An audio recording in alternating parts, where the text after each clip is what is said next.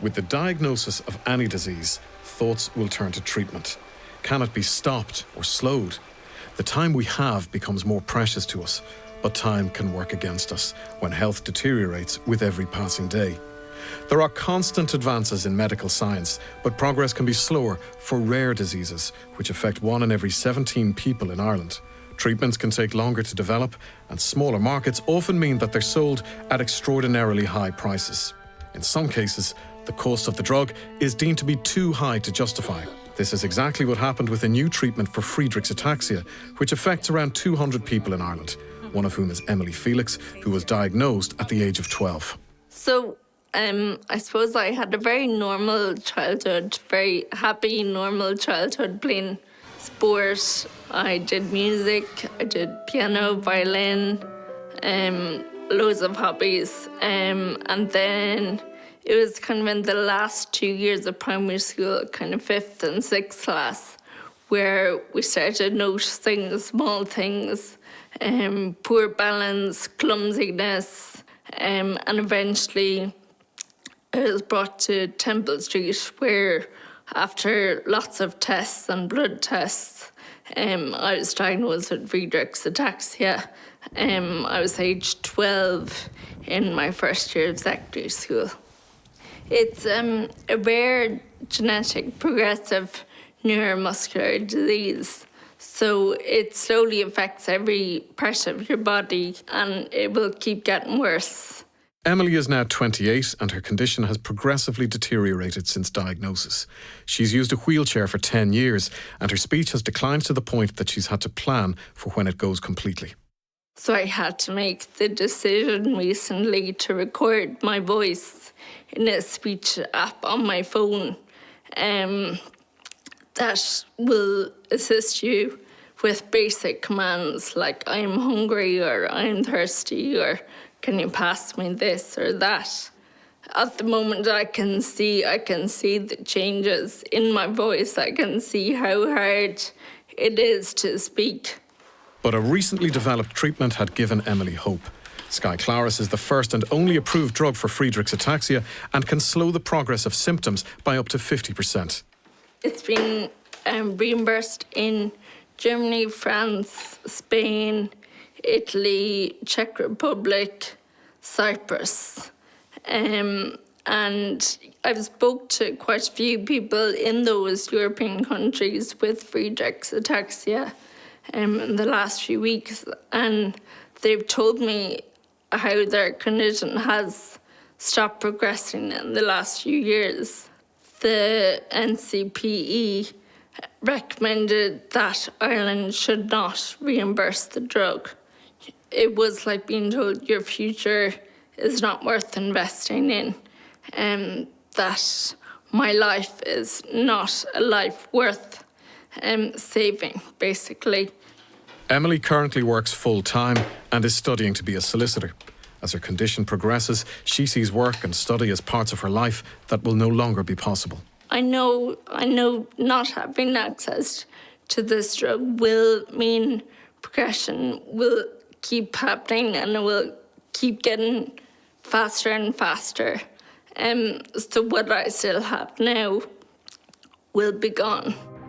The state will often cover some or all of the cost of treatments for rare diseases, but these drugs can run into hundreds of thousands of euro per patient per year and must go through a rigorous process for approval. Emily's situation is not unique, and many other patients are unable to access drugs that could make a huge difference to their condition. Archie Ennis was 7 years old when his parents were told 2 years ago that he had Duchenne muscular dystrophy. It is a muscular wasting condition. A severe muscle wasting condition that will start with Archie's legs, which is why you're seeing him struggling going up the stairs.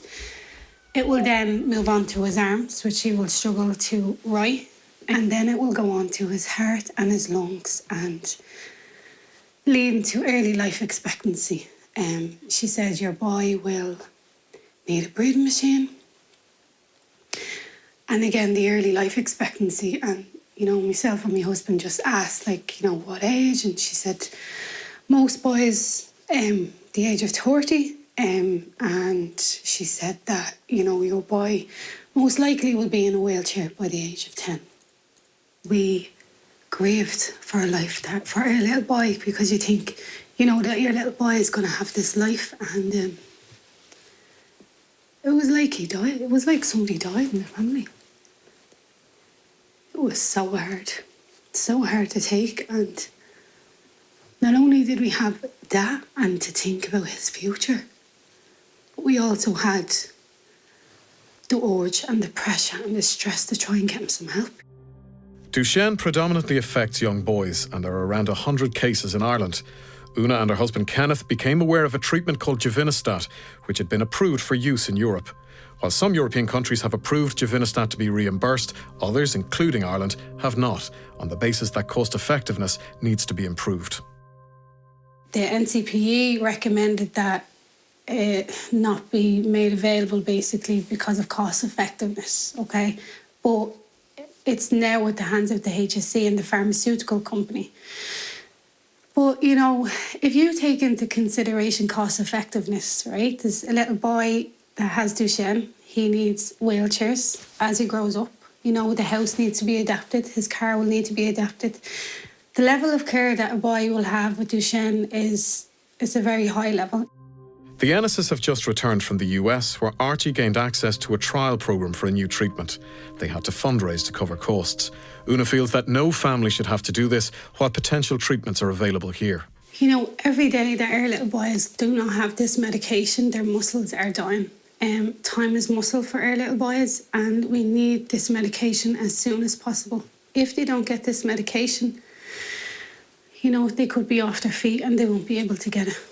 Just give them a chance, give us and our families some hope.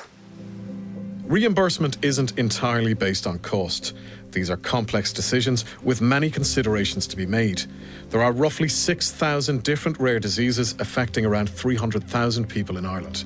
Some can avail of effective medicines, others are still waiting for a treatment to be developed. And many people have spent years advocating and working to ensure that they or their loved ones can access the right drugs. Bernadette Sheehan-Gilroy is a lecturer and researcher in Munster Technological University. Her work now examines the experience of patients with rare diseases in Ireland and the barriers to them accessing treatment. So I'm a parent to a child with PKU. It's a rare disease, one of the first implemented through newborn screening in Ireland 60 years ago this year. It affects a person's ability to break down protein, a specific amino acid and protein called phenylalanine. And the treatment in Ireland over the last 60 years is predominantly dietary therapy. That for me really got me interested in advocacy to try and make this better. Bernadette had successfully advocated for one drug for treating PKU to be reimbursed. More recently, a second drug, Palynziq, went through the process but ultimately did not receive a recommendation to reimburse. The process has taken 6 years. So the process is the drug company applied to Ireland to have it reimbursed, and then it goes to a Rare Disease Technology Review Committee that meets patient representatives, and they have an opportunity to share their experience of how beneficial that this is actually going to be for the patient. And then it goes to a drugs group, and they make their decision, and then it goes to HSE leadership. And HSE leadership don't usually disagree with the drugs group.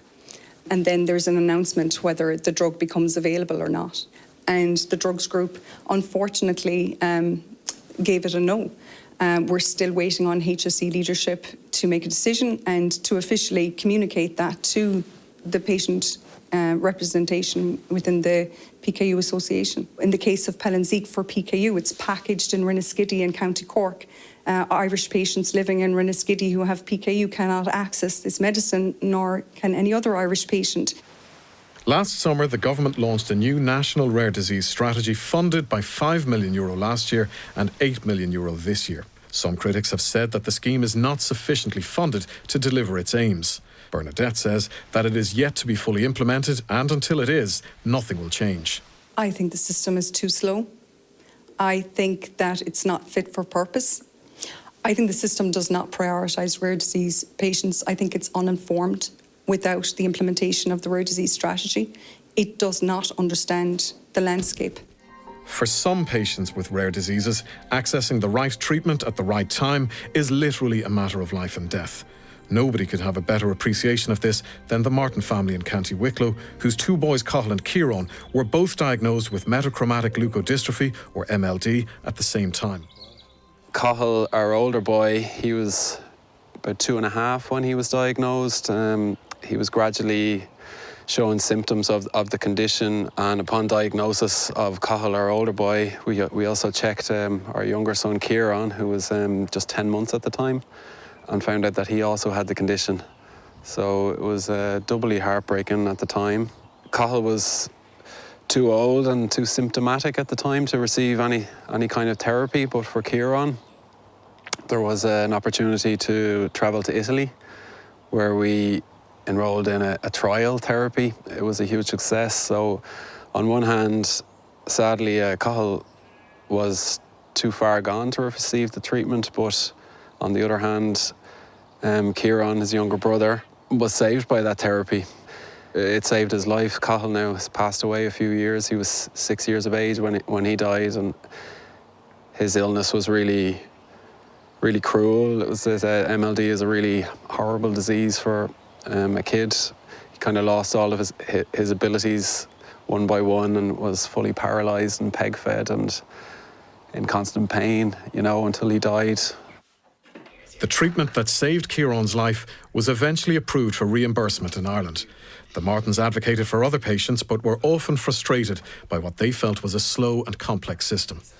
That process took a long time. It took 3 years for the final approval to come about for LibMLD, which is the name of the gene therapy. And every step of the way, there seemed to be obstacles to overcome. There seemed to be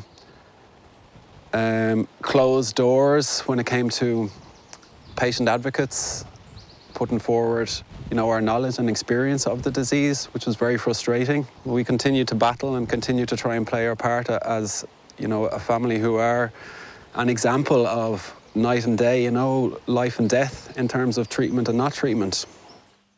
And while the treatment is now approved and available for those who need it, Les feels that a crucial piece of the jigsaw is missing.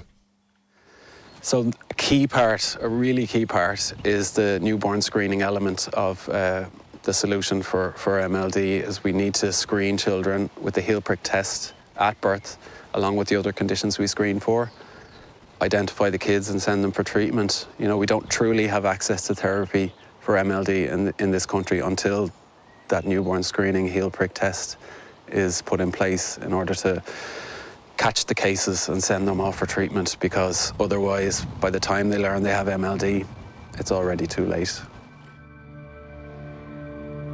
Ireland is now spending €4 billion a year on medicines. The decision to approve reimbursement or not is one that puts a price on a human life or on a quality of life. A moral question meeting an economic one.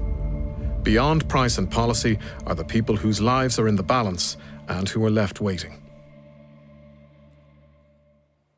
Professor Michael Barry, good evening.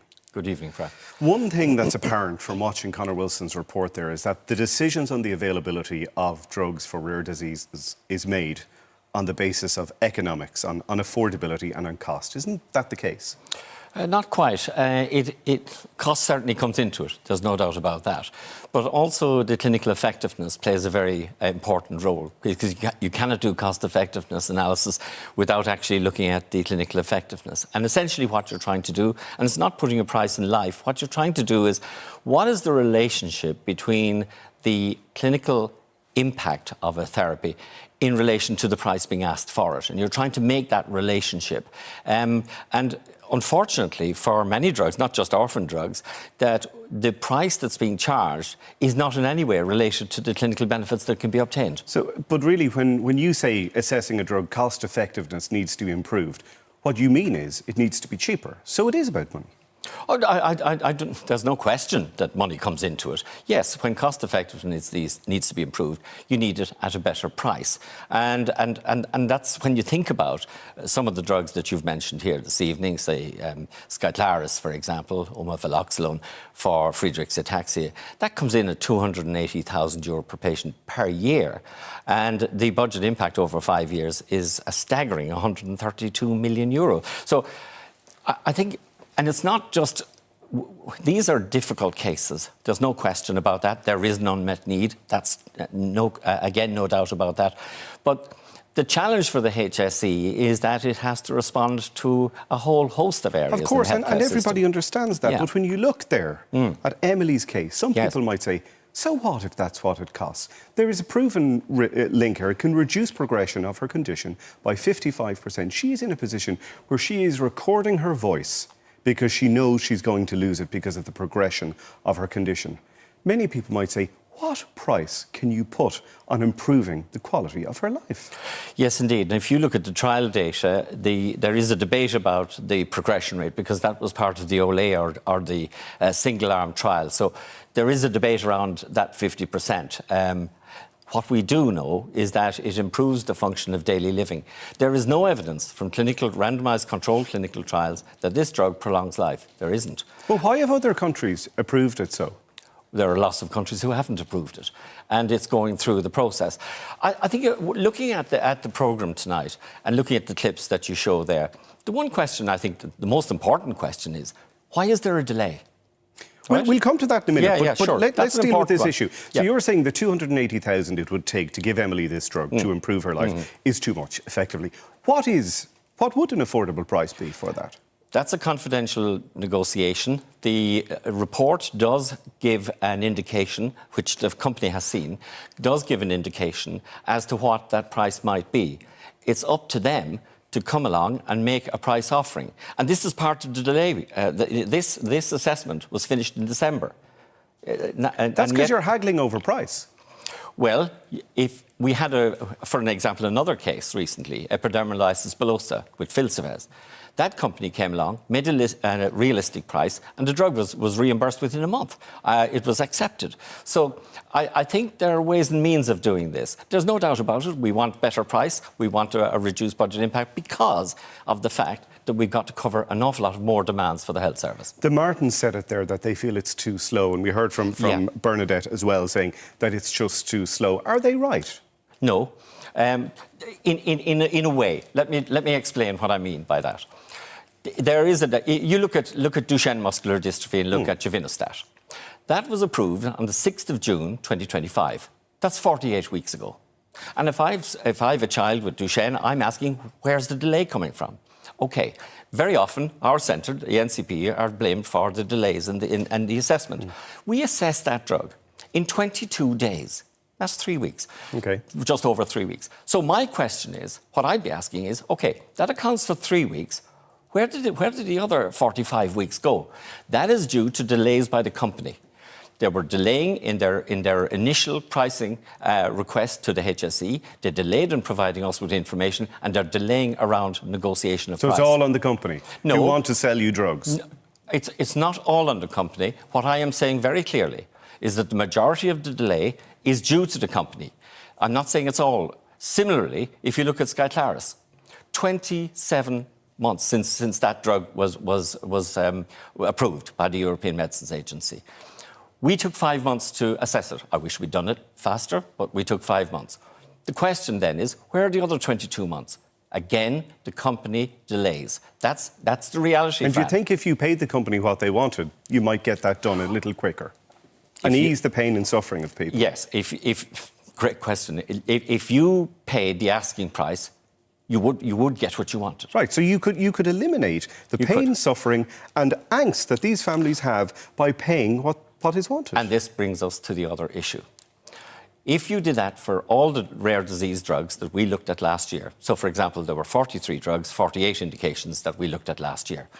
17 of those, or 35%, were drugs for rare disease, which isn't bad if you look at in terms of representation. The budget impact for those, the 5-year budget impact for those 17 drugs was a staggering €350 million.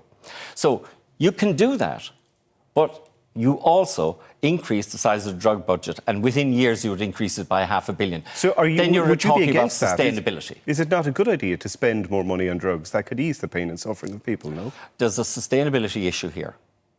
If you pay, for example, all the drugs that were looked for last year, the 5-year budget impact for all 48 drugs was €1 billion. On that sustainability issue, who has said that and who has decided that? Have you a cap on what you can approve? Who's saying too much, it's too much? We don't approve reimbursement, we recommend. We make a recommendation around the value Would you for recommend money. more if there was more money? Not necessarily. It's the value for money. It's the value. We're saying that these 2 drugs are not offering value for money.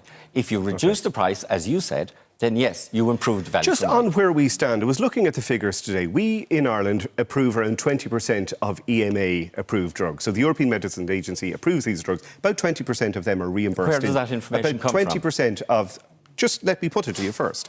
So 20% of rare disease drugs are reimbursed in this country, the drugs that are listed in Europe. In Germany, the figure is 89%. In Italy, it's 76%. And in Spain, it's 59%. Why do we lag so far behind? No surprises there.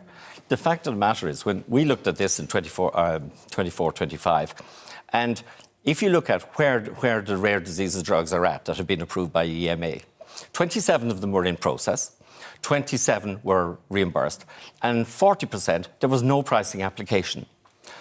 So there wasn't an application. We can't do anything if a company doesn't apply for reimbursement. And you might say, why is that the case? Why would you go to Germany, Italy, Spain, as you highlighted? Bigger countries, bigger populations, more money. A lot of things to do with pharmaceutical industry is money and profits. All right, Professor Michael Barry, thank you for coming to us this evening. Very